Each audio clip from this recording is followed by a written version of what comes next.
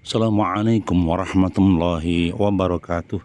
Semoga kita dalam kondisi sehat walafiat dan diridhoi oleh Allah Subhanahu wa taala. Setiap kegiatan pasti ada prosesnya. Tidak ada hidup ini tanpa proses. Nah, bagaimana mensikapi hidup ini?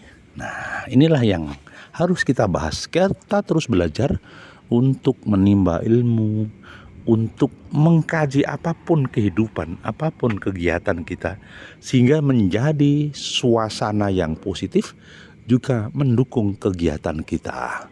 Nah, hari ini kita mencoba akan bahas yang berkaitan dengan semangat berkonsentrasi di dalam merealisasi tujuan. Nah, apa itu semangat? Kadang orang berpikir bahwa semangat adalah energi.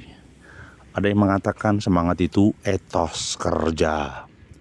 Ada yang mengatakan bahwa semangat itu adalah gairah di dalam kehidupan kita. Gairah apa? Ya gairah di dalam menjalankan usaha di dalam hidup. Maka seseorang itu harus punya gairah. Karena apa? Ketika hidup tidak ada gairah, maka sulit untuk merealisasi tujuan. Nah, karena pada dasarnya gairah tersebutlah yang memotivasi seseorang untuk menjalankan sebuah sistem aplikasi dan pelaksanaan. Ya, tanpa ada gairah maka sulit sekali merealisasi tujuan tersebut. Maka lakukan sesuatu dengan gairah yang indah dan gairah yang sangat optimis. Maka kehidupan ini sekali lagi harus ada gairah.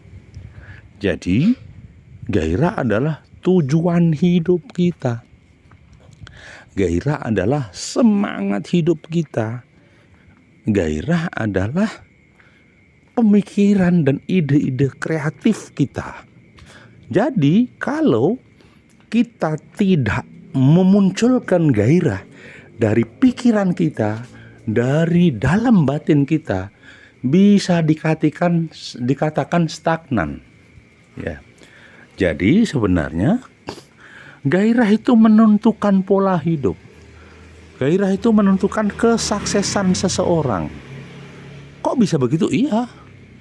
Anda bayangkan kalau kamu tidak bergairah, mana mungkin hidup penuh dan dinamika? Mana mungkin orang bisa menikmati sebuah tontonan? Mana mungkin karir seseorang bisa lancar? Disebabkan karena gairah hidup. Jadi saya katakan bahwa untuk sebuah realisasi diperlukan gairah.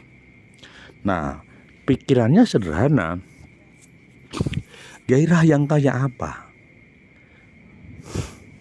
Nah, sampean bisa membayangkan bahwa gairah itu seperti energi, seperti setrum. Ketika setrum itu mengalir, maka listrik menjadi menyala. Tapi kalau setrum tidak ada, ya tidak akan menyala. Jadi hidup ini bisa menyala karena ada gairah. Tanpa ada gairah, maka bisa dipastikan hidup tidak akan menyala. Tanpa gairah bisa dipastikan hidup akan menjadi redup. Ya, bisa dipastikan itu. Jadi sekali lagi, jangan pernah membiarkan hidup kita merana terpuruk. Dikarenakan apa? Tidak memunculkan gairah. Bagaimana cara memunculkan gairah? 1. Minat. Kita harus minat pada atensi pada yang sedang dikerjakan. Harus ada minat sesuatu pada pekerjaan yang belum harus diselesaikan. Kalau tidak ada minat dan atensi, bisa dipastikan akan menjadi masalah. Ya, jadi gairah itu muncul karena minat. Kemudian yang kedua, buatlah suasana ya saat realisasi ini menimbulkan suasana senang. Suasana happy. Kalau di dalam merealisasi pekerjaan ini teman-teman kita bikin manyun, ya, bikin gabut, maka bisa dipastikan gairah tidak muncul. Maka gairah kadang kadang secara tidak langsung dipengaruhi oleh lingkungan kita.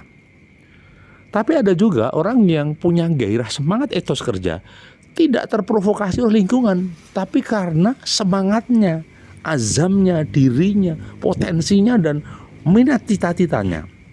Itu kadang tidak terpengaruh dengan suasana lingkungan luar.